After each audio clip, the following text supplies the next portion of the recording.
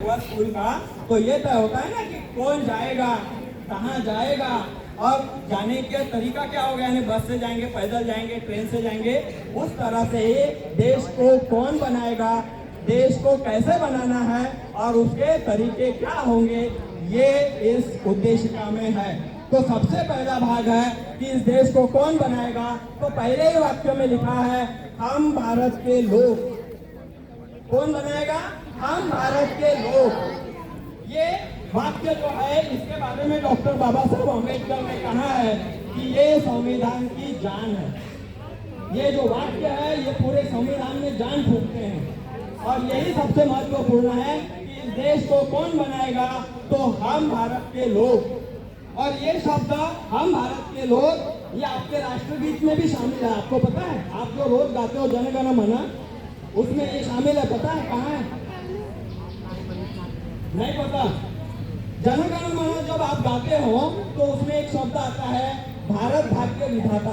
तो ये भारत का भाग्य विधाता कौन है? हम भारत के लोग इस देश के भाग्य विधाता है।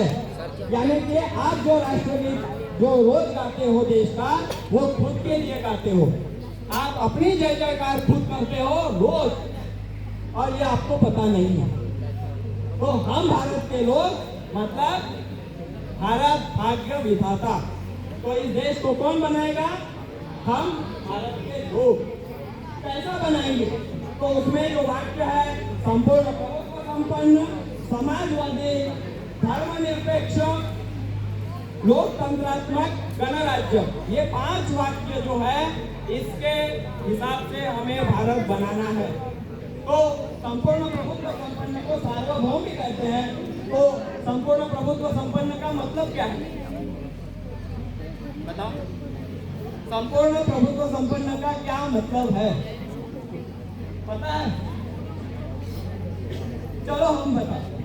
संपूर्ण प्रभुत्व संपन्न का मतलब ये है कि मान लीजिए हमारे यहाँ एक टीवी लेना है हमारे घर में, तो ये टीवी लेने का डिसीजन बाजू वाले गांव वाले आके आपको बताते हैं कि आपके घर में कौन सा टीवी लेना है, कौन तय करता है। और अगर हमारे यहाँ हमारी मम्मी को आज शाम की सब्जी बनाना है, तो वो बाजू वाली काकू आके बताती है कि उनको भिंडी पसंद है, तो आप भिंडी बनाओ। मम्मी तय करती है ना। तो वैसे ही ये देश सार्वभौम है, यानी संपूर्ण प्रभुत्व संपन्न है। मतलब इस देश के सारे निर्णय हम लेते हैं। कौन लेता है? हम भारत के लोग।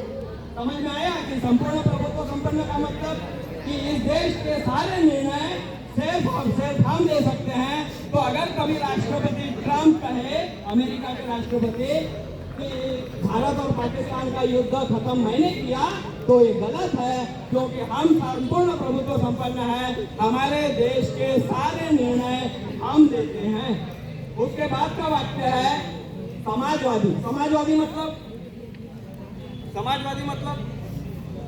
पता है? समाजवादी मतलब इस देश के गरीबों का ख्याल रखना, यानी सभी कमजोरों का ख्याल रखना। मतलब क्या कि इस देश की जितनी भी साधन संपत्तियां हैं, नैसर्गिक संपत्तियां हैं, उन सब में हमारा बराबरी का अधिकार है। इसका एक उदाहरण हम लेते हैं कि मान लीजिए आप यहाँ से पांडुर्णा गए और आपको प्यास लगी, तो आप 1 लीटर की पानी की बोतल लोगे, वो कितने में आती है? 20 रुपए में। 20 रुपए में आप 1 लीटर पानी लेते हो, और आपके घर में रोज नल आता है, और मान लीजिए 1000 लीटर पानी आपके घर में रोज आ रहा है, तो महीने का कितना पानी हो गया? 30,000 लीटर। कॉमर्स वाले नहीं? 30,000 लीटर अगर पानी आपके घर में हर महीने आ रहा है, तो 20 रुपए लीटर के हिसाब से उसका पैसा कितना हुआ? 6 लाख रुपए। तो फिर आपके पिताजी हर महीने पंचायत में 6 लाख रुपए लेके जाते हैं क्या? कितना देते हैं? 100 रुपए। तो फिर मुझे ये बताइए, 100 रुपए क्यों दे रहे हैं? क्योंकि हमारा देश समाजवादी है। हम सबका यहाँ के संपत्ति पर बराबर का अधिकार है। इसलिए 100 रुपए में हमको पानी मिल रहा है, 100 रुपए में हमको बिजली मिल रही है। ये स्कूल चलाने का जो खर्चा है, ये सारा आपसे लिया जा रहा है क्या? नहीं, सरकार कर रही है। आप अस्पताल में जाते हो तो वहाँ डॉक्टर है, वहाँ दवाइयाँ आपको मिल रही है, आपको सुविधाएं मिल रही है। ये क्यों मिल रही है? क्योंकि हमारा देश समाजवादी है और हम सबका इस देश के संपत्ति पर बराबर का अधिकार है, इसलिए हमें ये सब कुछ मिल रहा है। तो समाजवादी का मतलब समझ में आ गया कि सबका ख्याल रखना ये है समाजवाद, गरीबों का ख्याल रखना ये है समाजवाद। उसके बाद धर्मनिरपेक्ष, पंथनिरपेक्ष, इसका मतलब क्या है पता है? पता है क्या?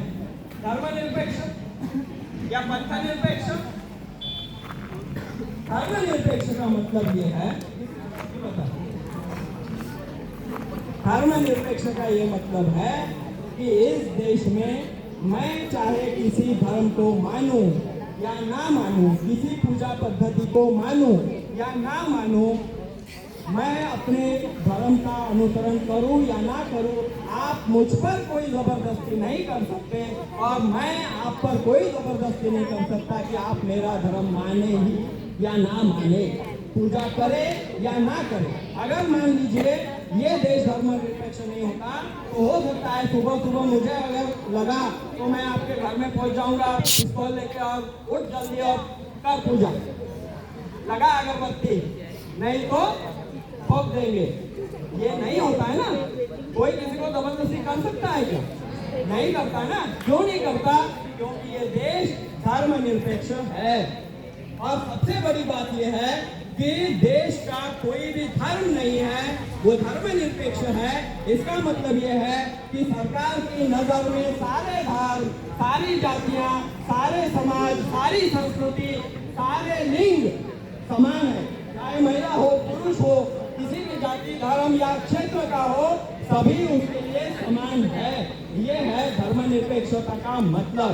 उसके बाद हम आते हैं लोकतंत्र। लोकतंत्र का मतलब तो मालूम होगा ना, क्या है लोकतंत्र का मतलब? बताइए। जनता का निर्णय। और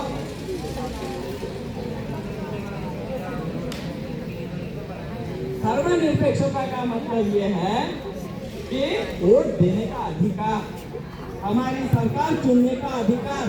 आपने देखा होगा कि आपके यहाँ के आपके मम्मी पापा या घर के जो लोग हैं बड़े, जो 18 साल से ऊपर है, वो वोट देने जाते हैं कि नहीं जाते? और फिर वहाँ ऐसा नहीं होता ना कि एक ही लाइन में खड़ा रहेगा और आपके यहाँ का सबसे गरीब व्यक्ति भी होगा तो वो भी उसी लाइन में खड़ा रहेगा। और अगर सरपंच वोट देगा तो वो भी एक ही वोट गिना जाएगा। और अगर गरीब आदमी भी देगा, सबसे आखिरी अंतिम व्यक्ति भी देगा तो भी एक ही वोट गिना जाएगा। यानी कि एक व्यक्ति एक वोट, और एक वोट की कीमत सिर्फ एक, वो दो नहीं गिनी जाती। एक वोट एक मूल्य। ये है लोकतंत्र। हमें हमारे जनप्रतिनिधि चुनने का अधिकार है। समझ में आया? इसके बाद हम आते हैं गणराज्य। गणराज्य मतलब पता है? हमारे देश के राष्ट्रपति कौन है? जा वहां जा खड़े बोल। वो इसलिए राष्ट्रपति है क्योंकि उनके पिताजी राष्ट्रपति थे, है ना? कि उनकी मम्मी राष्ट्रपति थी, इसलिए वो राष्ट्रपति है।